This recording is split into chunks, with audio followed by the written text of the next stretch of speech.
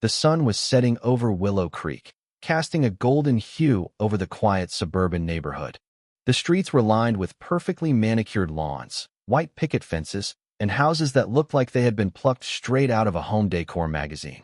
It was the kind of place where everyone knew each other, where kids played freely in the streets, and where the biggest concern was whether your grass was a shade greener than your neighbor's. But beneath the surface of this idyllic community, tensions were simmering.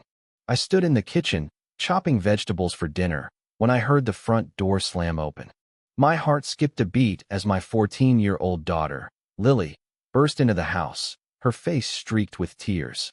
Her shirt, a bright yellow Climate Action Now tee, was torn at the sleeve, and she was clutching her arm where a red mark was beginning to form. "Mom," she cried, running into my arms.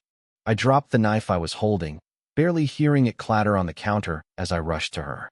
"Lily, what happened? Who did this to you?" Lily was sobbing so hard she could barely speak. Between gasps for air, she managed to choke out, "It was Mr. Thompson, from the HOA. He said I was breaking the rules by wearing this shirt. When I tried to walk away, he grabbed my arm and hit me with his clipboard." I felt a surge of anger and disbelief. Mr. Thompson was the president of the Willow Creek Homeowners Association, a man who prided himself on maintaining the integrity of the neighborhood. He was known for his strict enforcement of the HOA rules, but this was beyond anything I could have imagined. "Did anyone else see this happen?" I asked, trying to keep my voice steady as I examined Lily's arm. Lily nodded, still crying. Mrs. Jenkins was walking her dog. She saw everything, but she didn't say anything. And the new neighbors, the ones who just moved in last week, their kids were playing on the swings. They saw it too. I helped Lily clean up and called my husband, Daniel, right away. As the chief of police for Willow Creek, Daniel was used to dealing with difficult situations, but this was different. This was our daughter. "What?" Daniel's voice boomed through the phone. "I'm coming home right now." That night, we sat with Lily at the kitchen table, our dinner growing cold as she recounted every detail of the incident. How Mr. Thompson had been watching her from the moment she entered the park, how 2 other HOA committee members had stood nearby, nodding as Mr. Thompson lectured her about community standards and keeping politics out of family spaces. "Did anyone else see this happen?" Daniel asked, his police training kicking in as he took notes. Lily nodded. Mrs. Jenkins was walking her dog. She looked uncomfortable, but she didn't say anything. And those new neighbors from down the street, their kids were on the swings. Daniel squeezed my hand under the table. "We'll handle this, sunshine. Nobody gets to put hands on my daughter." The warning notice arrived at 7:30 the next morning, tucked into our mailbox in an official HOA envelope. I stood in my bathrobe on our perfectly manicured lawn, reading words that made my blood boil. Violation, political messaging in common areas. Resident Lily Carter observed wearing provocative apparel in Willow Creek Park on June 3rd at 4:15 p.m. First warning. Subsequent violation subject to fine starting at $250. At the bottom, Mr. Thompson had signed his name with a flourish, adding HOA President underneath in bold letters. I marched inside and slapped the notice on our kitchen island. "They're formalizing harassment now," I told Daniel as he poured his coffee. "When did a statement like Climate Action Now become against the rules?" Daniel picked up the paper, his jaw tightening as he read. "It's not in any bylaw I've ever signed. Let me make some calls." After he left for work, I decided to walk the neighborhood, something I had done nearly every morning since we moved here 3 years ago. Usually, Mrs. Jenkins would wave from her garden, and the Millers would invite me for coffee on their porch. But today was different. Mrs. Jenkins suddenly became very interested in her roses when I passed. The Millers' curtains twitched, but their door remained closed. Near the community mailboxes, a group of 3 women I recognized from the summer barbecue fell silent as I approached. "Good morning," I offered with a smile. They mumbled replies, avoiding eye contact before hurrying away. When I returned home, our pristine mailbox had been splattered with raw eggs, the yellow mess dripping onto our freshly mulched flower bed. My heart sank as I realized this wasn't just about Mr. Thompson. Something bigger was happening. 5 days after the incident, an official notice appeared on every doorstep in Willow Creek. Emergency HOA meeting. Thursday, 7 p.m. Attendance mandatory. They're making their move, Daniel said, reading the bright orange paper over breakfast. Better to face them directly than wonder what they're plotting. Thursday evening arrived with storm clouds gathering overhead, matching my mood perfectly. I straightened my blazer before entering the community center, determined to show strength. Daniel had been called to an unexpected budget meeting at the station, convenient timing that didn't feel like a coincidence. The room buzzed with whispers that died down as I walked in. Nearly all 87 homes in Willow Creek were represented, leaving only a few empty chairs. I spotted one near the back and made my way there, feeling eyes tracking my movement. At exactly 7 o'clock, Mr. Thompson stepped to the podium, his gray suit pressed to perfection, his pearl necklace gleaming under the fluorescent lights. His smile didn't reach his eyes as he called the meeting to order. Neighbors, friends, fellow homeowners, he began, his voice ringing with authority. We're facing troubled times in our beloved community. Some residents have chosen to ignore our shared values and standards. My cheeks burned as several heads turned toward me. Political divisions are tearing apart neighborhoods across America, Mr. Thompson continued. We created Willow Creek as a sanctuary from such conflicts, a place where children can play without being dragged into adult disagreements. Murmurs of agreement rippled through the crowd. Unfortunately, he said, lowering his voice dramatically, we have residents who insist on bringing division into our peaceful streets. I couldn't stay silent any longer. I stood up, my chair scraping loudly against the floor. Are you referring to my 14-year-old daughter wearing a t-shirt that says Climate Action Now? The shirt she was wearing when you physically grabbed her arm and hit her with your clipboard. I continued, my voice steady despite my racing heart.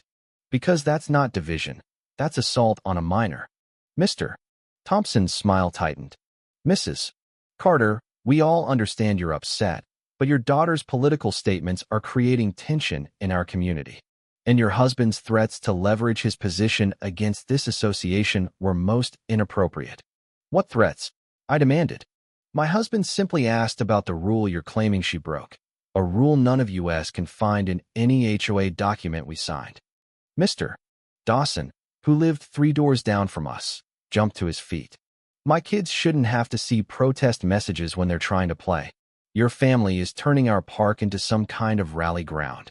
Others joined in, voices overlapping. We moved here to escape all that noise. There are proper channels for political expression. Nobody wants to see that here.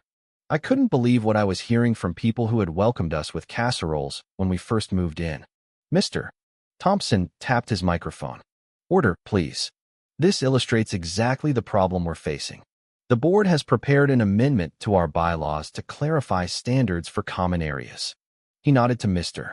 Peterson, the HOA secretary, who distributed papers throughout the room. My hands shook as I read the proposed amendment.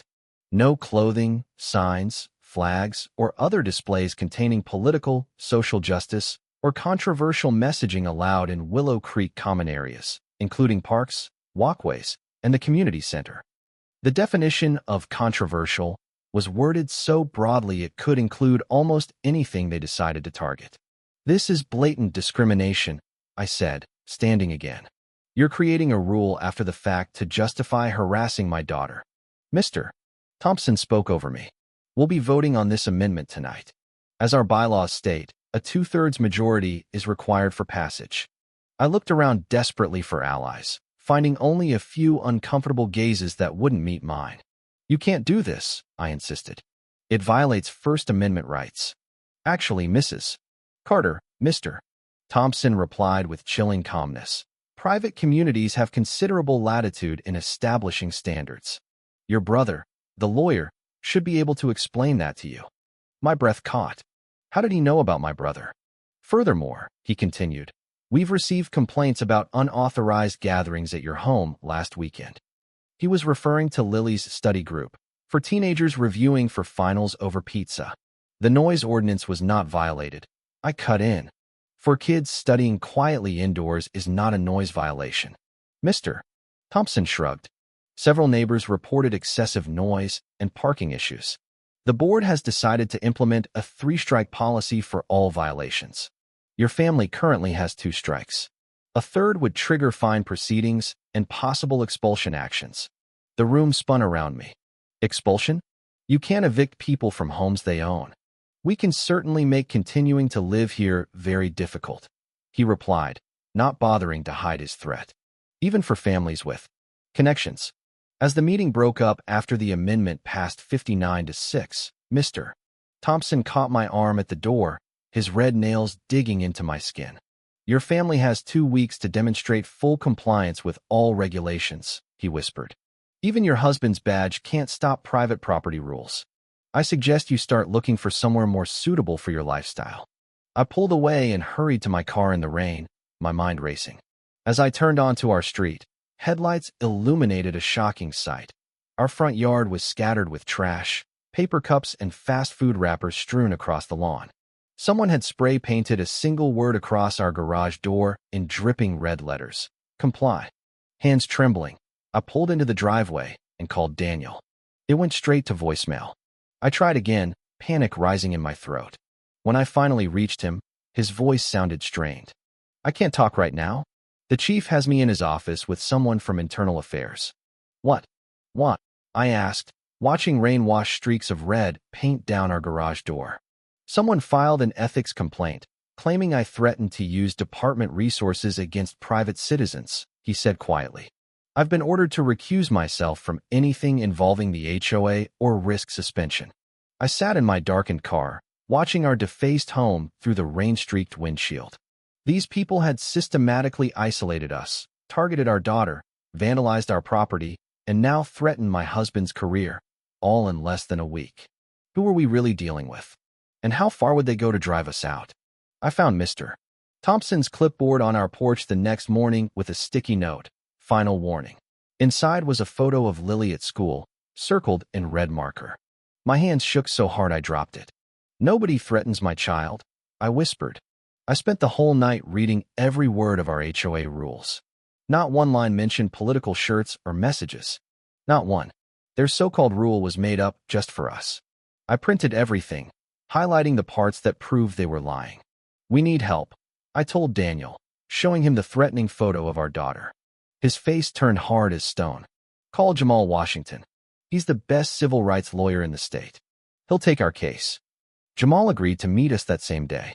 This is harassment, pure and simple, he said, reviewing our evidence. And that photo of your daughter? That crosses into stalking territory. I felt stronger with Jamal on our side, strong enough to do something that would make Mr. Thompson furious. I ordered matching Climate Action Now shirts for our whole family, even one for our dog, Max. Sunday afternoon, we all walked through the neighborhood park wearing our shirts. Lily smiled for the first time in days, holding her dad's hand. I noticed Mr. Thompson and his HOA friends following us, taking pictures, writing in their little notebooks. One neighbor, Mr. Foster, quickly turned away when I waved. They're building a case against us, Daniel whispered. But so are we, I replied, snapping photos of them following us, evidence for Jamal.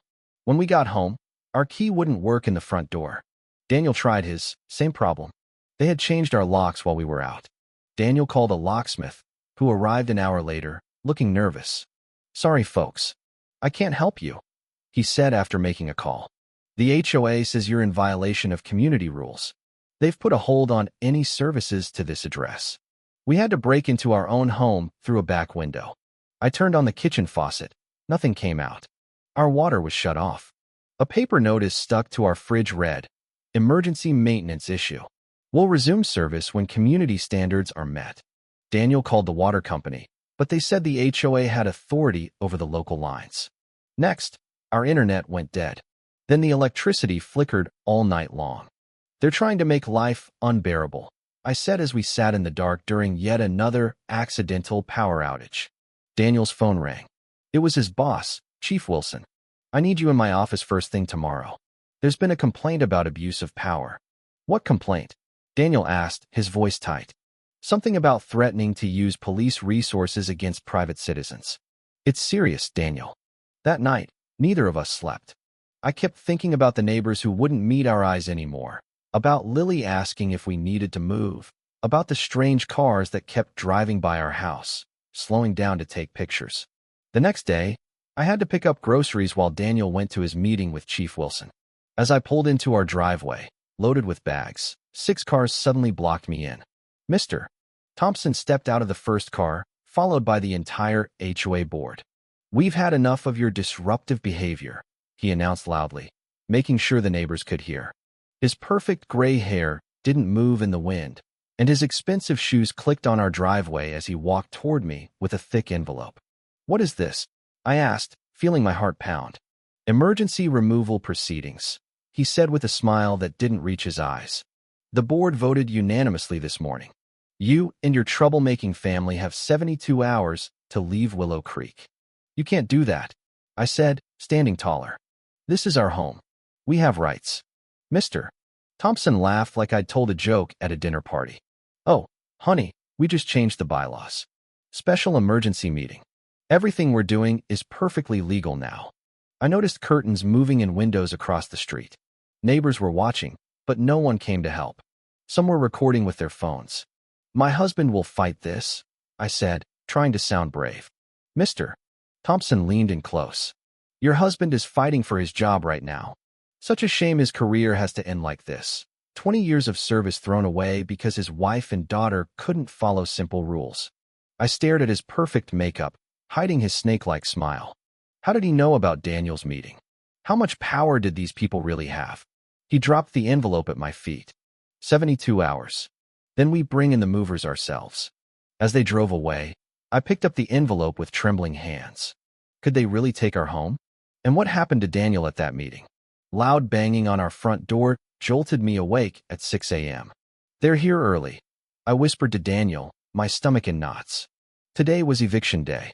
Daniel peeked through the blinds and broke into a huge smile. "It's not them. Come look." I rushed to the window and gasped.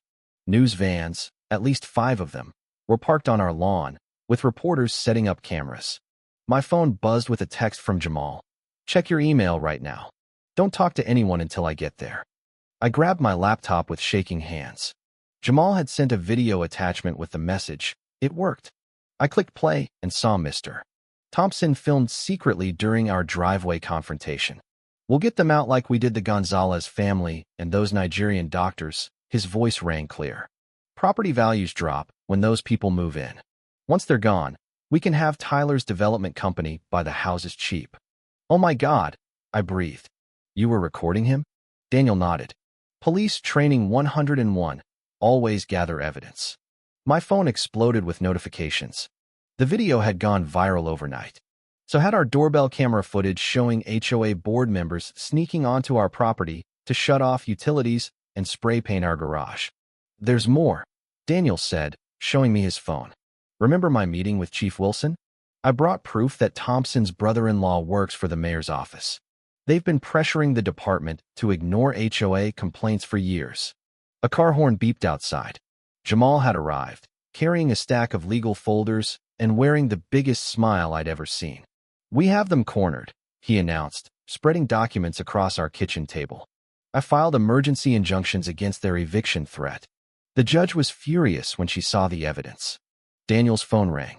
He answered, his face serious at first, then breaking into a smile. "Yes, sir." "Thank you, sir." He hung up and hugged me tight. That was the mayor himself. He's launching a full investigation into the HOA. And my job is safe. Chief Wilson has been suspended pending investigation for his role in this mess. I heard more cars arriving outside. Peeking out, I saw something that made me cry. People were gathering on our lawn, dozens of them. Some faces I recognized from nearby neighborhoods, all wearing Climate Action Now shirts. Some carried signs, "HOAs cannot override civil rights," and "Stand with the Carters." "Time to face them," Jamal said, handing me a folder. "Here's the temporary restraining order against Thompson and the entire board. They can't come within 500 feet of your family." As we stepped outside, cameras turned our way. Supporters cheered. I spotted a few of our direct neighbors watching from their windows, shamefaced and hiding behind curtains. A black SUV screeched to a halt at the curb. Mr. Thompson jumped out, waving papers wildly. 2 board members followed, looking much less confident than before.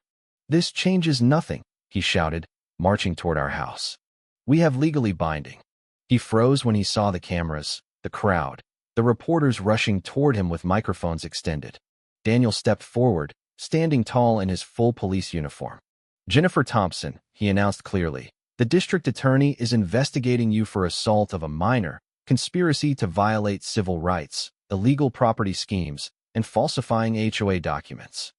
"You can't prove anything," she hissed, but her perfect mask was cracking. Her face had gone pale. "Actually, we can," I said, holding up my phone. "Your threats are all recorded. So are your late-night visits to damage our property." "The HOA has authority over," she started. "Not above the law," I finished. The crowd behind us cheered. "Mr. Thompson's lawyer whispered something in his ear. His face fell as he looked at the paper he showed him. A young reporter pushed forward. "Mr. Thompson, is it true your brother-in-law in the mayor's office helped you target families of color in Willow Creek?" Another called out, "Can you comment on the shell company that purchased the Gonzalez family home after they were forced out by HOA violations?" Mr. Thompson backed toward his car, suddenly looking very small and very old. "No comment," he mumbled. By noon, our phone wouldn't stop ringing. 3 more families came forward with stories of HOA harassment. City inspectors arrived to restore our utilities.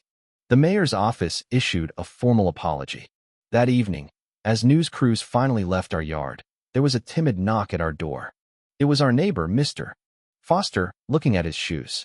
"I'm so sorry," he said, voice cracking. "They threatened to find violations on my house if I didn't vote with them. I was scared of losing my home." He wasn't the only one. Throughout the evening, neighbors came by with food, apologies, and stories of how Mr. Thompson had bullied them into silence. "Did you know he's bought 6 houses in the neighborhood through his company?" Mrs. Patel from down the street told us. Always after families were forced out by violations. The next morning, I woke to Lily bouncing on our bed, waving her tablet. "Mom, Dad, we're trending." The headline read, "Willow Creek Scandal. HOA President and Board Facing Criminal Charges in Housing Discrimination Scheme." A second article detailed how Mr. Thompson and select board members had been using HOA rules to drive out families who didn't fit their neighborhood vision, then purchasing their homes at reduced prices through a hidden company to resell later at huge profits. Jamal called with incredible news. The judge has frozen all HOA actions pending a complete audit. And here's the best part. Those families who were forced out, they may be entitled to get their homes back. As I made breakfast, Lily sat quietly at the kitchen table. "Is something wrong, honey?" I asked. "I just don't get it," she said, tracing the Climate Action Now letters on her shirt. "Why did Mr. Thompson hate us so much? Just because of a shirt?" I sat down beside her, choosing my words carefully. "It wasn't really about the shirt, sweetheart.